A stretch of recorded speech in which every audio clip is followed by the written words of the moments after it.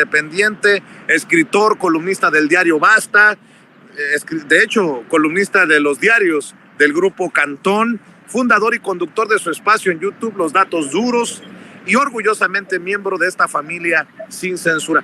Antes, Ricardo, nada más quiero aclararle a la gente, con mucho respeto, podemos no estar de acuerdo en nuestras opiniones, y esa es la bendición en Sin Censura. Incluso los compañeros que no tienen línea, nunca han tenido línea. Ricardo puede decirme, no estoy de acuerdo con lo que acabas de decir, Vicente, como estoy leyendo a ustedes que no están de acuerdo conmigo, y se vale.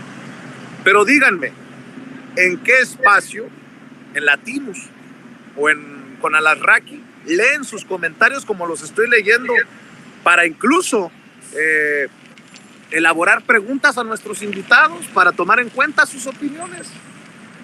Nada más que quede claro, mi querido Ricardo, esto que estoy mencionando, porque la gente se viene encima como si por culpa de nosotros el Tigre, Ricardo Mejía Verdeja, hubiera quedado en lejano tercer lugar. Nosotros lo advertimos, se los dijimos, así no es, la cosa va a terminar mal, y terminó peor de lo que muchos nos imaginamos. Pero bueno, hay que hablar precisamente de las lecciones, de las elecciones, diría Denise Dresser, lo que ocurrió ayer y cómo este llamado cae como anillo al dedo del presidente Andrés Manuel López Obrador para desterrar la manipulación, la intimidación, el dedazo, el tapado, la imposición, porque vamos por la grande en el 2024 y obviamente muchas otras elecciones, a alcaldes, a senadores, a diputados y a gobernadores. Hay elecciones no solamente por presidente el próximo año en nuestro país, Ricardo. Te mando un abrazo, maestro.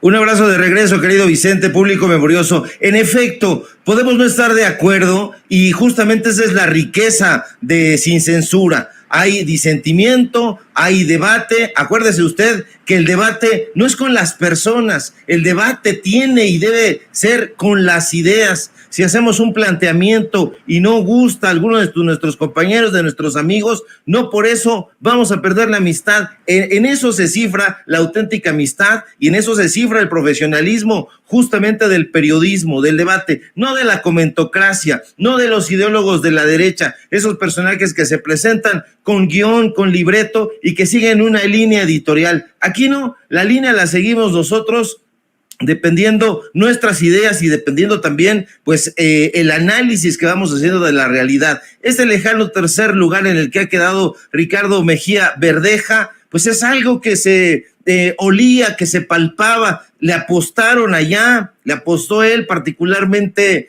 a la ruptura, porque hay que decirlo así, a la división. Y bueno, pues los resultados son palpables allá, pero eso no debe hacernos perder de vista lo esencial, que cae en uno de sus bastiones principales, yo diría el segundo bastión fundamental del PRI. El primero lo fue desde luego la presidencia de la República, cuando perdió aquel histórico 2 de julio del 2000.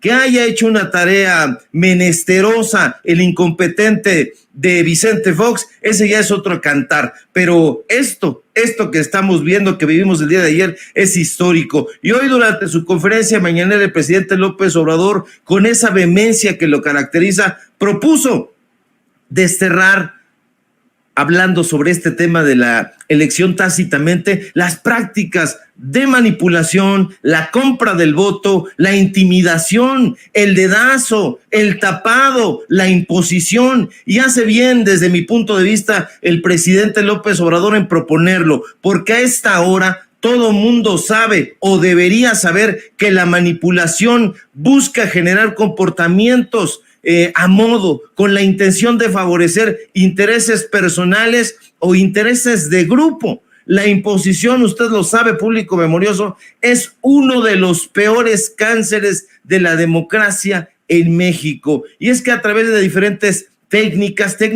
incluso que son repetidas en los medios de comunicación corporativos, los partidos y los grupos políticos conservadores durante sexenios pusieron en marcha una estrategia destinada a conseguir que las acciones, el pensamiento o las emociones de una persona o de un grupo de personas cambiara. Y eso fue lo que utilizó precisamente el PRI ayer en el Estado de México. Emplearon una metodología, su metodología histórica para controlar y utilizar a las masas para tratar de controlarlas, para tratar de llevarlas a su terreno con ideas sustentadas en mentiras y en falacias. Y desde luego que a través de las redes sociales, que a veces hay que decirlo, no son tan benditas, ha aumentado esta manipulación, puesto que actualmente es una de las principales, si no la principal fuente de información. Pero afortunadamente la gente está cada vez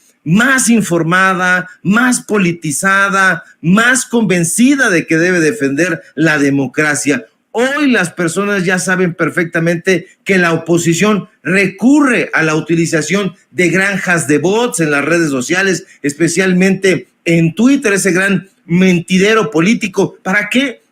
Para mantener conversaciones como si fueran incluso humanos. El pueblo ya sabe que los grupos neoliberales son capaces de dilapidar auténticas fortunas en hacer viral un tema que a ellos les interese, por chabacano que sea. Pues hoy el presidente López Obrador sugiere algo muy interesante y que valdría muchísimo la pena llevar a cabo, porque una cosa es el planteamiento y otra cosa es que nosotros hagamos la tarea, que se terminen estas prácticas de manipulación, que se termine el dedazo, esa práctica deleznable y absolutamente antidemocrática que llevaron a cabo no los panistas, porque estos personajes no hablaban de eso. En realidad, los panistas han sido la comparsa del PRI. Esto lo hacían los líderes del PRI, hay que decirlo con todas sus letras. El PAN es un partido de acompañamiento, o así lo fue, hoy ya es otra cosa, pero el presidente propone que ya no haya dedazo, un término, usted lo sabe, que solía utilizarse como una forma popular de burla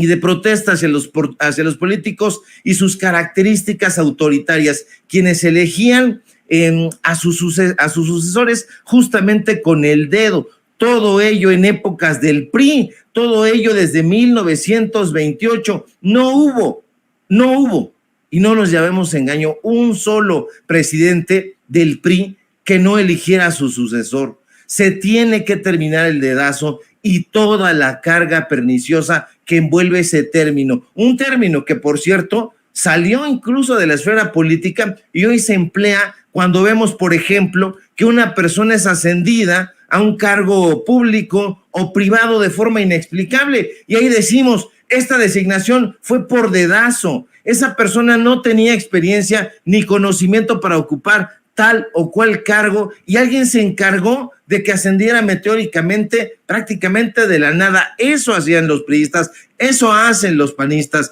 y eso es precisamente lo que se tiene que terminar. La victoria del día de ayer en el Estado de México sobre las huestes del PRI, sobre las huestes del Grupo Atlacomulco, no es anecdótica para nada. Es un hecho histórico que ya ha quedado desde ayer anotado en los libros de historia de este país. Si en el año 2000 el PRI concluyó su ciclo ininterrumpido en la presidencia, ayer, 4 de junio de 2023, quedará sentado en los volúmenes de historia de México, particularmente en los apartados de historia sobre la democracia. No cabe duda de que nos están tocando vivir tiempos estelares, como diría el escritor Stephen Zweig, y que repitiera el presidente López Obrador. Ayer, Vicente, nos dimos cuenta de que el voto pensado, el sufragio reflexionado, puede salvar al pueblo de México de las garras de los grupos corruptos.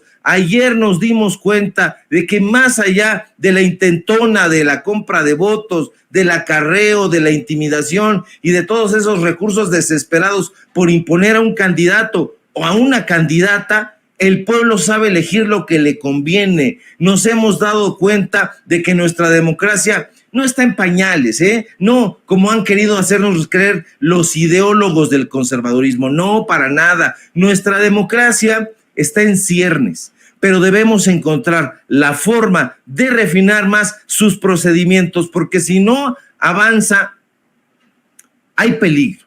Esos agentes externos continuarán tratando de bombardearla con el fin de hacerla caer. Y ya decía Roosevelt que una gran democracia debe progresar pronto o dejará de ser grande o de democracia. No nos debe quedar la menor duda, público memorioso, de que la democracia es el sistema que hará que la tiranía, que la imposición, que el dedazo, que el tapado y todos esos artilugios de la autocracia se dobleguen ante la voluntad del pueblo. La democracia es el gobierno del pueblo, por el pueblo, para el pueblo, como diría el gran Abraham Lincoln.